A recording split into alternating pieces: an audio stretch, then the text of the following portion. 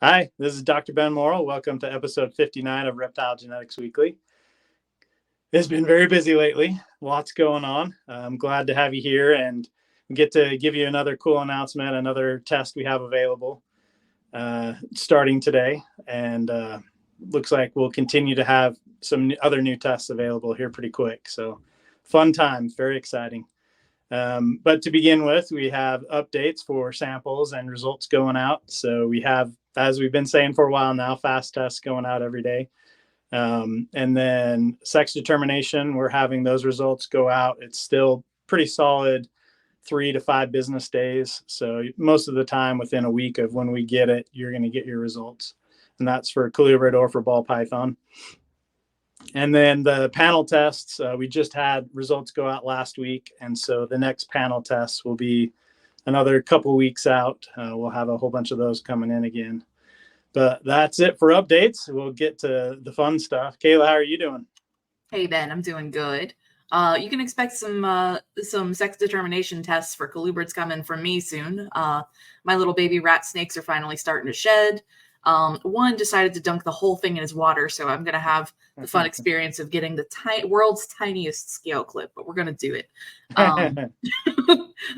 So you'll have that coming your way. Right on. But yeah, I'm doing well. Excited for not only tonight's show, but also you said that you're going on another show tonight, right? Yes, yeah. So I'm going to be on the Proper Royals channel as it'll be a live broadcast tonight at 8 p.m.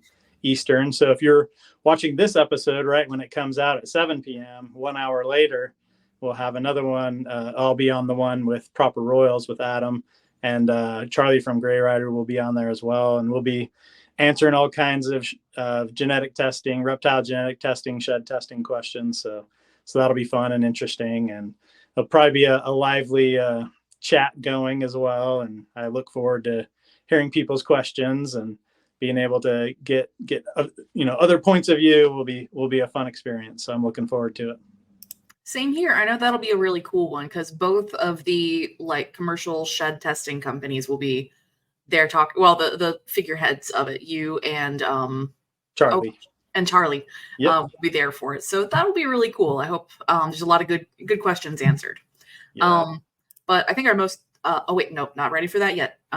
Our most exciting thing for today, we're going to make you wait one more because we have an important announcement about our pick 4, which is only lasting for a little bit longer. So Ben, do you want to talk about that?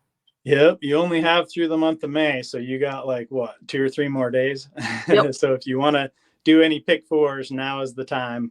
Make that happen. And if you, like we said before, if you have several that you want to do, you can send an email to Sean, and he will at raregeninc@gmail.com, and he can give you a quote for a larger number. So, and that's number of tests that you're paying for. So if you're getting a pick 4, you're paying for 2 and getting 2 free. So it would take 5 pick 4s for you to have 10 tests that you're paying for. So that's really all you need is 5 pick 4s, and you're already starting to get a discount. And then obviously the more you're doing, the bigger the discount will be. And Sean can hook you up if you're doing a bunch. And it's fine to pay for them now and use them in July, August, September when you have a whole bunch of babies. So now we can go to our our actual exciting announcement for this episode, and that is that the acid test is live. Yes, so Clutch added it today, and I believe that Morph Market will have both the TSK, Xanthic, and acid tests available here very quick.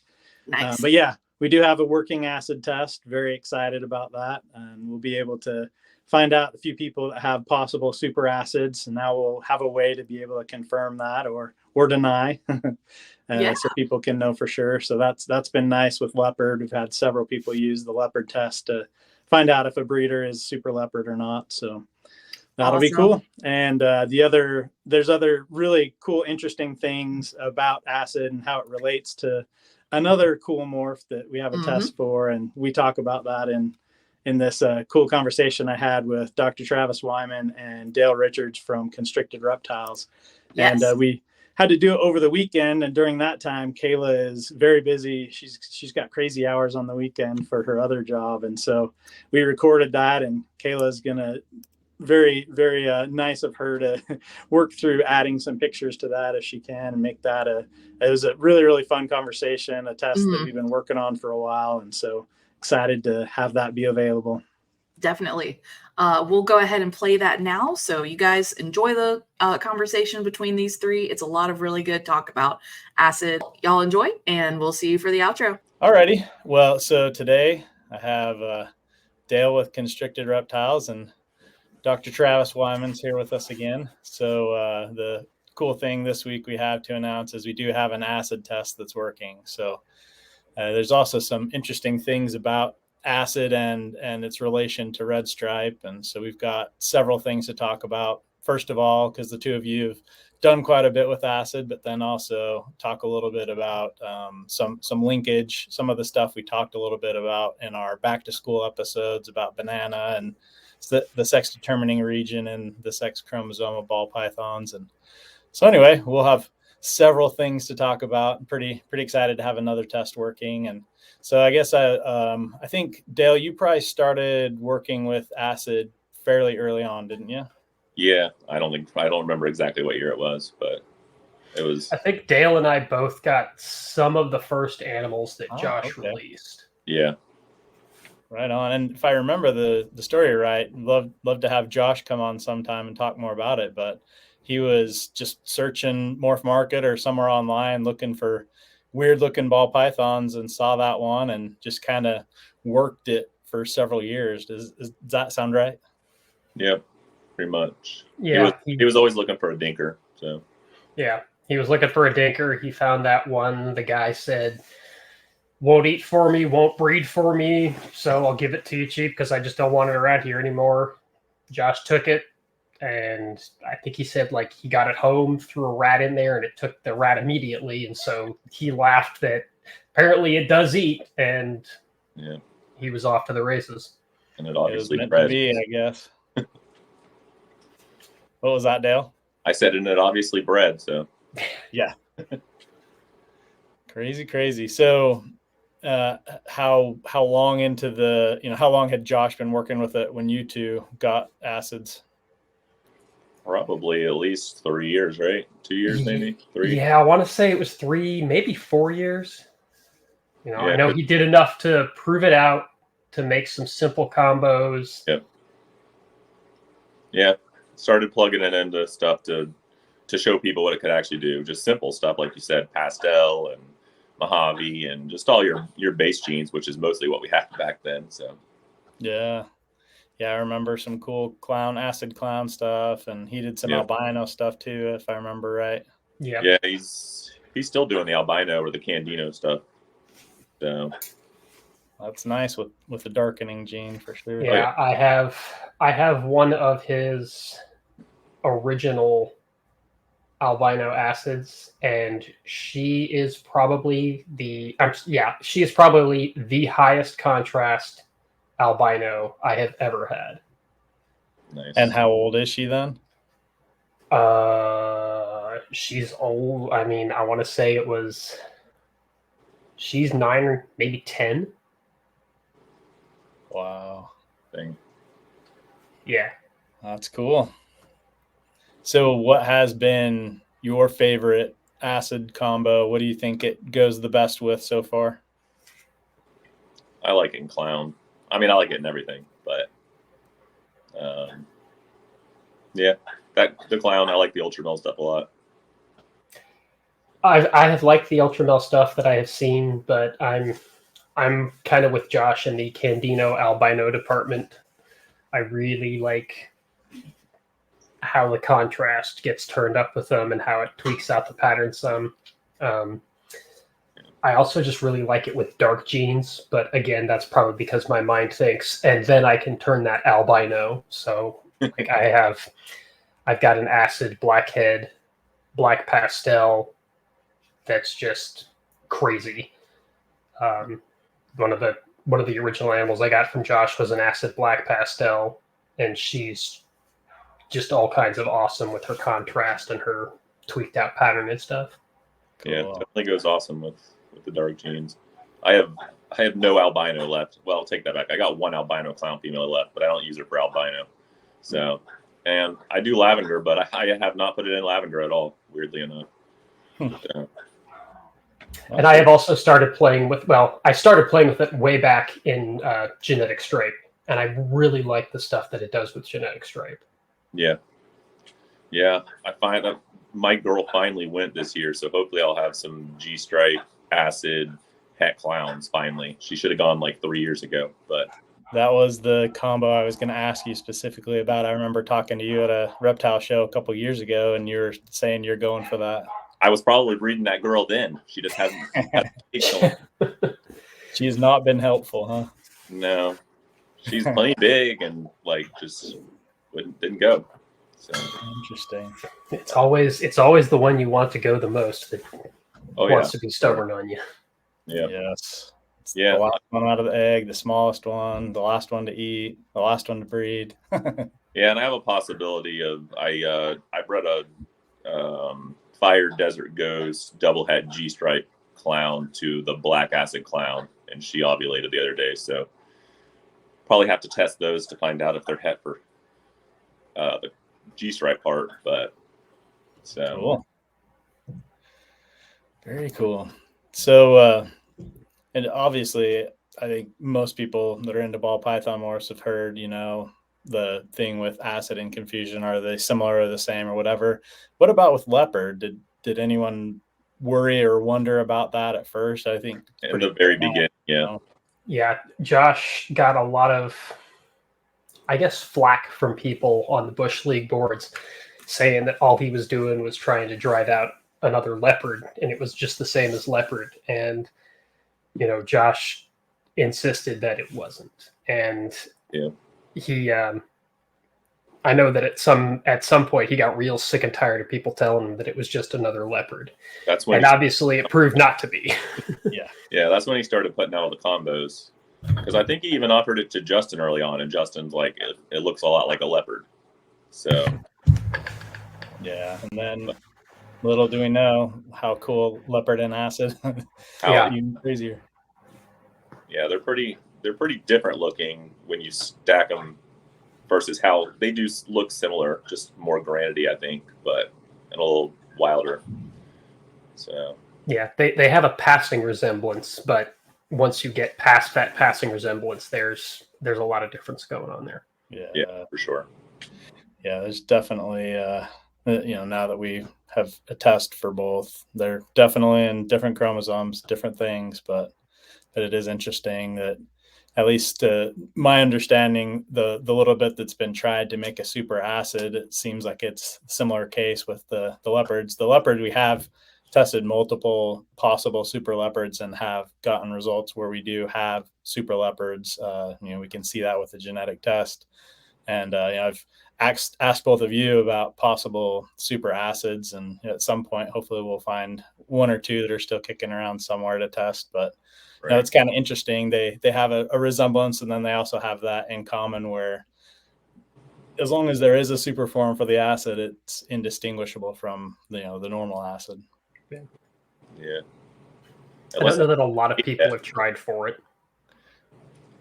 Yeah, I know of a couple. So, but yeah, that's interesting. And the breeding decisions in ball python breeding is also interesting too. If you compare it to like other species and what people go after, we in ball pythons, it seems a lot more like we want to combine a lot of different things, not necessarily go down one road for a long time. It's interesting. I mean, as long as I've been working with it, I've never tried to make a super. I've never put an acid to an acid. Yeah. Same. It's interesting. So the other interesting news we wanted to drop today is, so in developing this acid test, we found out that it is right next to red stripe on the same chromosome. And the interesting thing with that, we can't say right now specifically that they're on the same gene. So it could be that they're in the same gene, but they do slightly, with red stripe and acid, they're doing different things.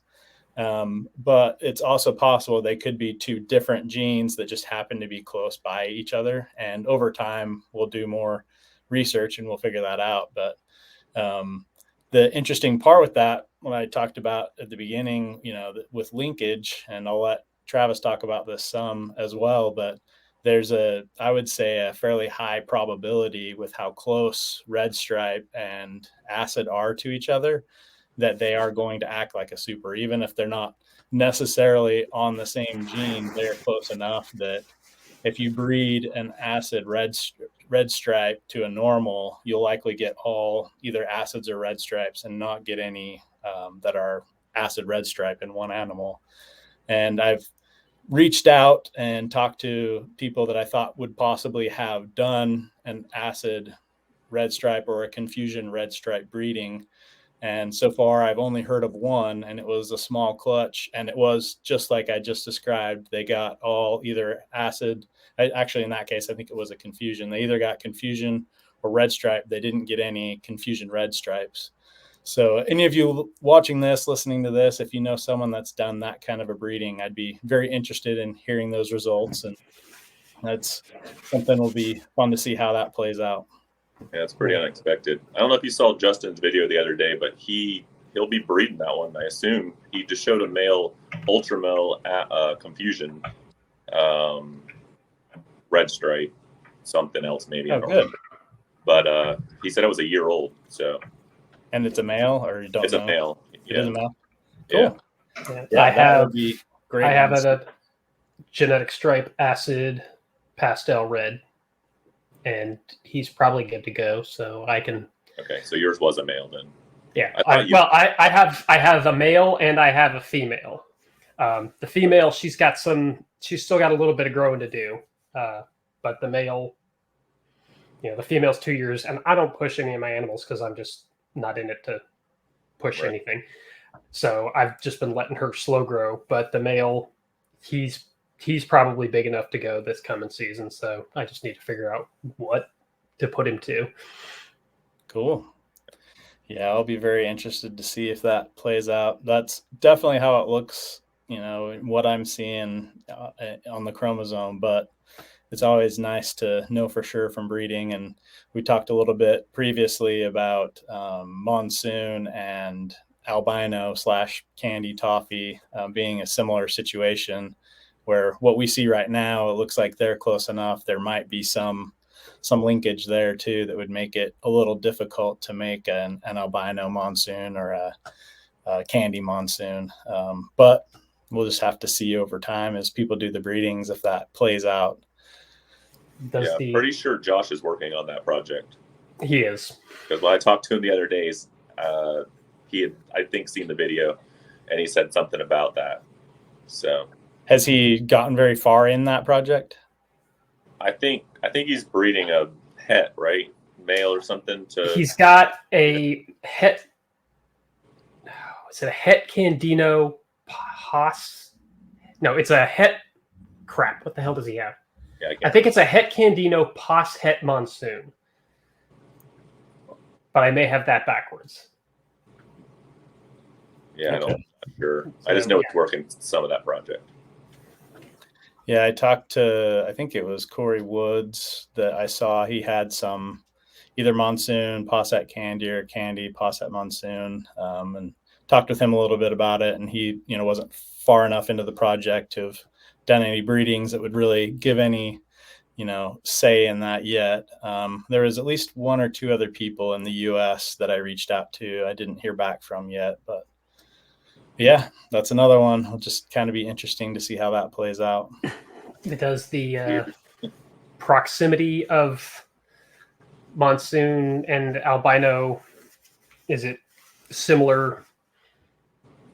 I hate using phrases like similar when we're dealing on a genetic level, but like similar to the distance that you're seeing in acid red stripe, or is it a little bit more spaced out? I think it's pretty similar. Okay. Like I said, we don't, the acid is new enough that I don't have that, all mapped out and figured out. I'm much more worried about getting it designed, getting, the fast test ready and all that kind of stuff. So I haven't done all of that work yet, but yeah, I know. I'm going my typical nerd road approach. Oh, yeah. And then monsoon, the test we have is right between 80 and 90% of the time. So it is a good test, but it's not there all the way. So, I don't know for sure where monsoon is either. But all the hits I'm getting are, I would say pretty similar spacing. But yeah, it's definitely close enough. I would expect there to be some linkage with that. So interesting. Interesting. So I don't know, maybe you said it. So did you test confusion against the acid test, or? So we've only done a small number, I think 1 or 2. So I can't say anything for sure yet. But within a week or 2, we should be able to answer that. So I mean, we have those sheds. We just had that's one thing I didn't mention earlier. It was Josh and you, Dale. You sent a pile of acid sheds to us. So we had like, I don't know, 60 or something acid sheds to run. So we had lots, and that's what really helped nail this down. We didn't have as many. We didn't have a concerted effort on confusion, but I can definitely pull some from old samples and test and make sure. Kind of like what we did with Blitz, and once we did the Hurricane and Trick, and we pulled as many Blitz as we could find. And once we get to over a dozen, I feel a lot more confident saying, because it could be someone that has an acid but thinks it's a confusion, or the other way around, or what's that? A lot of people changed the name selling it, so that can happen.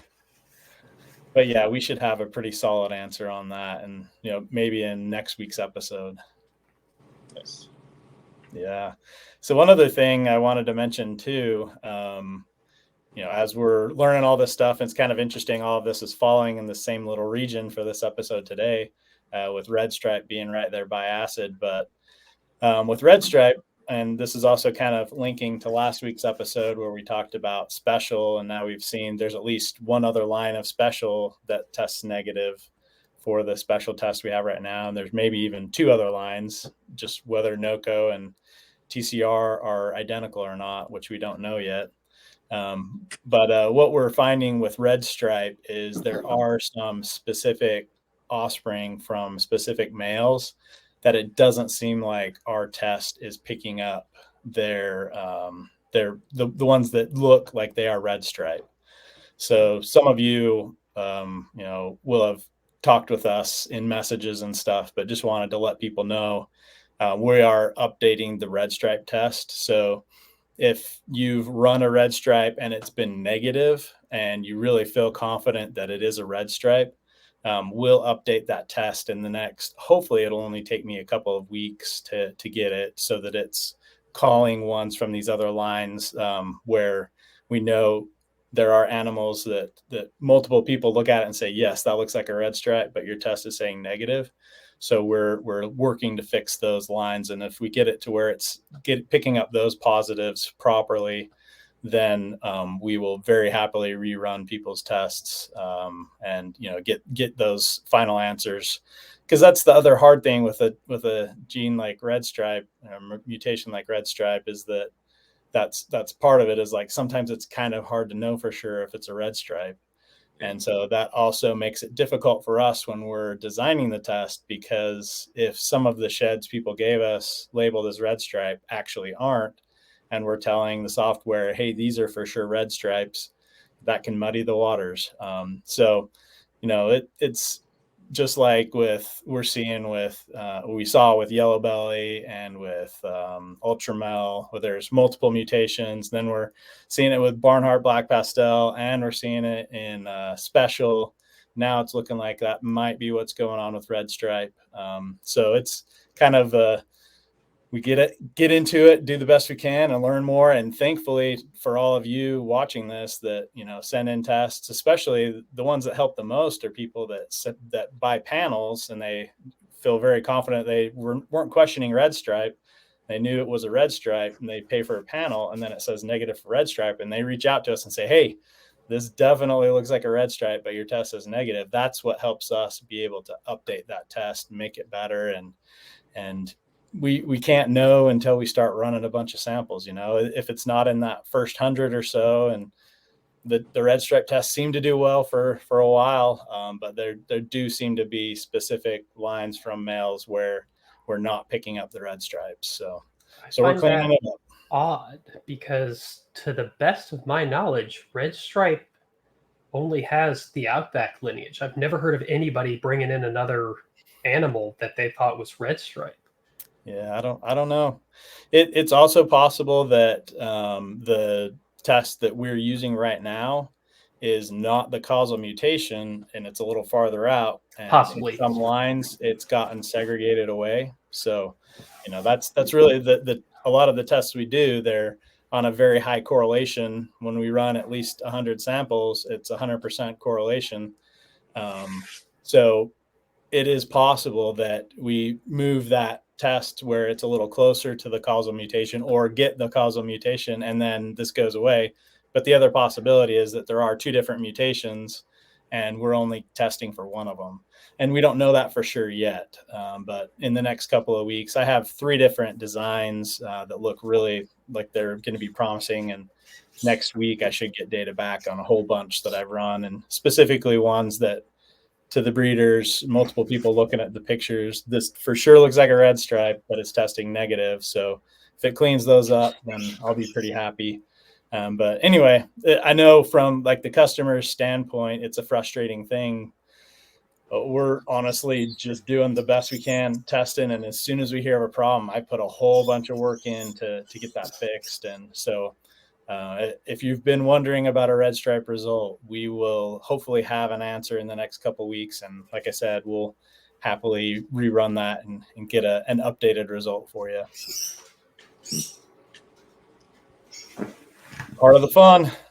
Yeah. Always. Well, those are the things we wanted to drop today. Anything else you all have to add? Can't think of anything unless, obviously I can nerd out on any aspect of the details of genetics of linkage and stuff, but I don't know if we want to go down that rabbit hole or, well, we want to try that later when you have more clarity, or if people just want to hit me up. Yeah. External to this, I can always answer that way too.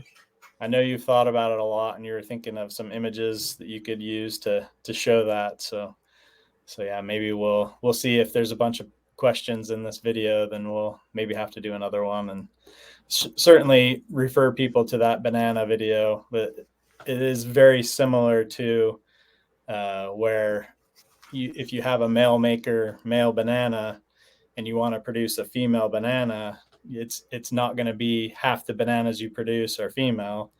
You're going to have 90% males or 90+% males. It's going to be hard to hit that female.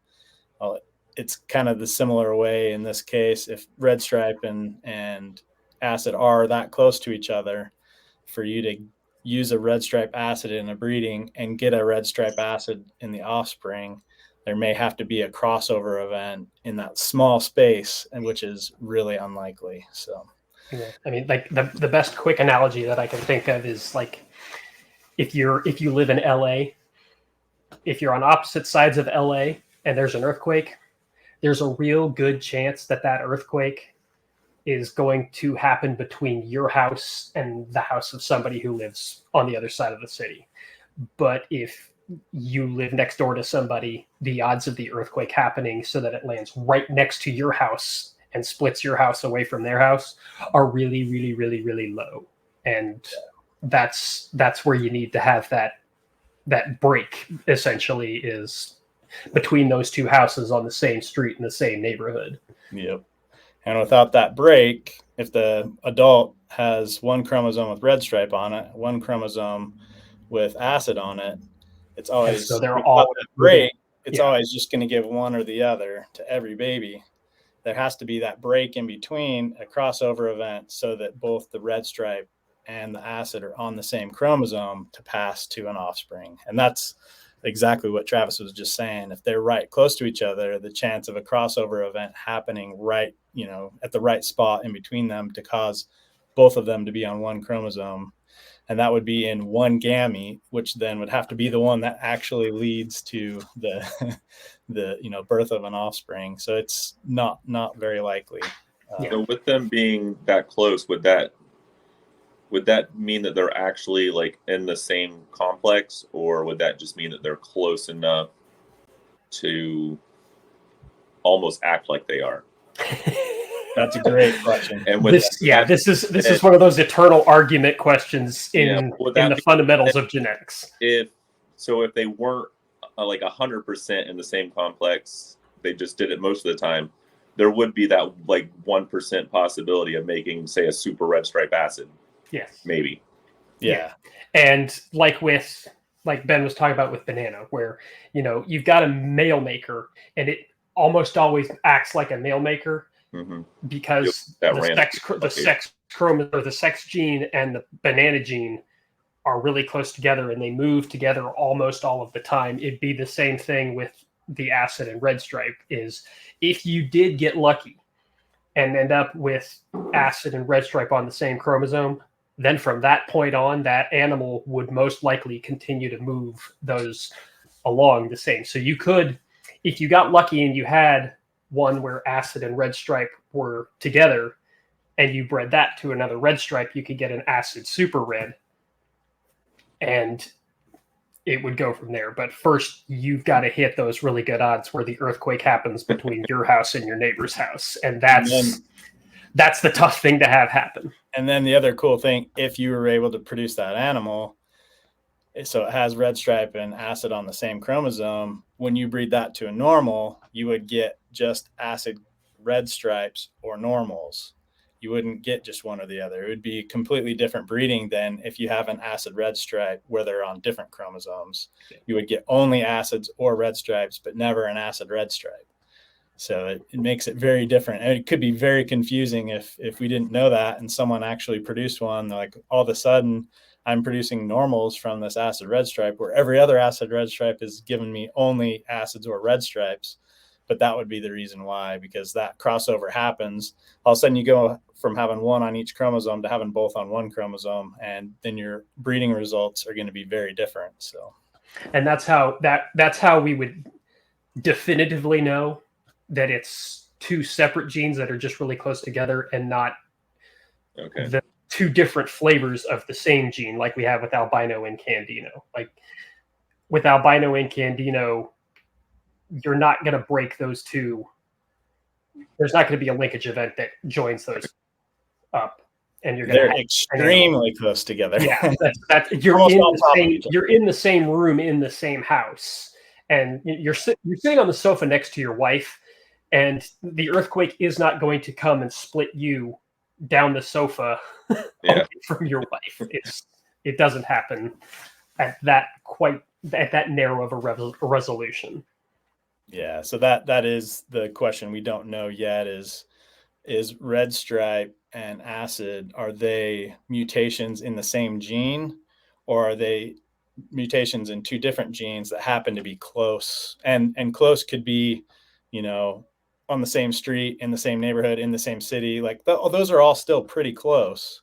Right. But if they're, in the same house, that would be like in the same gene, and they're likely never going to have a segregation. They're never going to have a linkage breakage, happen.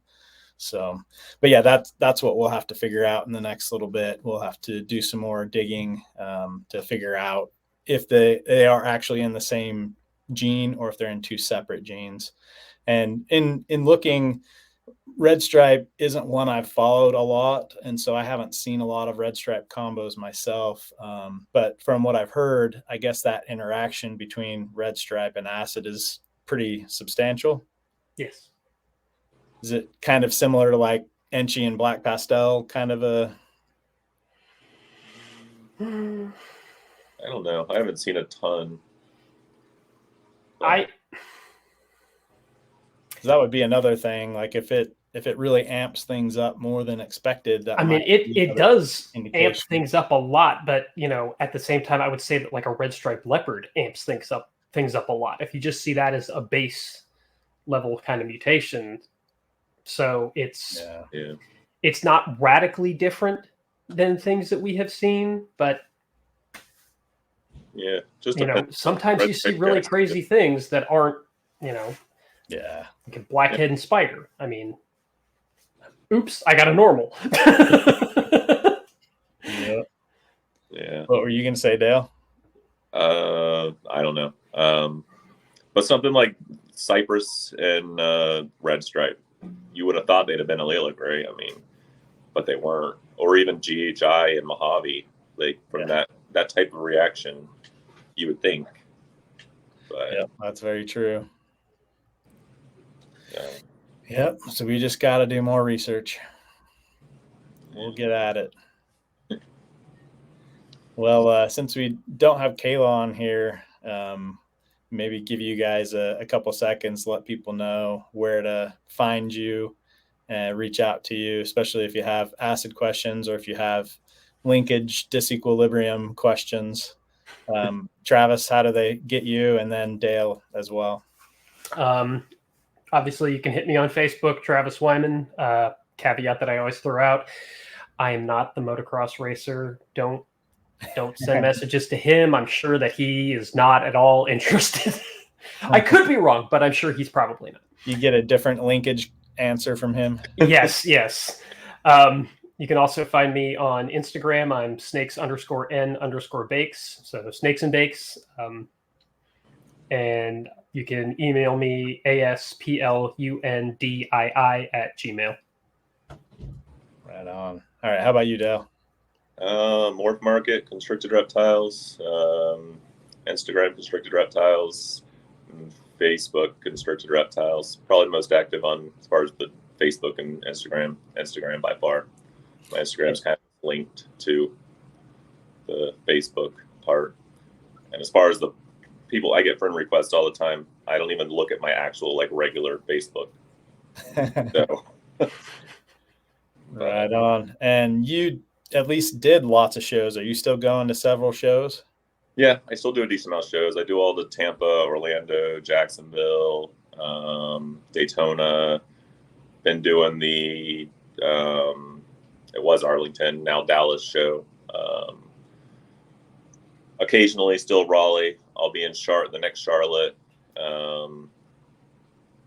Probably some others. I don't know. Oh, doing that new one that Troy and Sloan is putting on in Charlotte, actually, and I think in October.